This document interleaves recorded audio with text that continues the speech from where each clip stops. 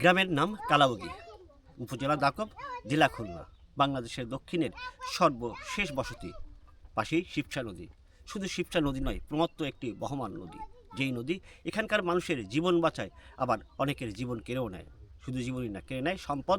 মাত্র 2 প্রজন্মের ব্যবধানে জামান সানা কীভাবে নিঃস্ব হয়েছেন এই শিবচার করাল গ্রাসে, সেই গল্পটি শুনি তার মুখ থেকে। হ্যাঁ, কিভাবে কি হলো আপনাদের বংশটা? আপনি তো অনেক ধনাঢ্য ছিলেন। আমাদের অনেক জমি ছিল, সেটা সব নদী বিলীন হয়ে গেছে। এখন আমাদের কিছুই নাই, আর বাড়িঘরও নদীতে নিয়ে গেছে। এখন আমরা আরেক জায়গায় এসে আবার পুনরায় বাড়িঘর করেছি।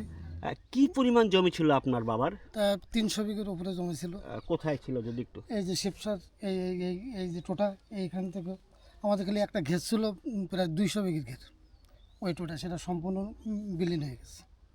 কত দিনের ব্যবধানে? এই ধরেন 15-20 বছর আগের ব্যবধান। এরকম আরো কতগুলো পরিবার আছে এখানে? এরকম অনেক পরিবার বিলীন হয়ে গেছে একদম, মানে তাদের কিচ্ছু নেই। আপনার বাপ দাদারা কি করতেন? তারা এই জমি ছিল, ঘের করতেন, অন্য অন্য ব্যবসা বাণিজ্য করতেন। এখন মনে করেন কিছুই নেই। আপনি এখন কিভাবে সংসার চালান? আমি মাছের ব্যবসা করি, করে সেইভাবে আর কি জীবনযাপন নির্ভর করি।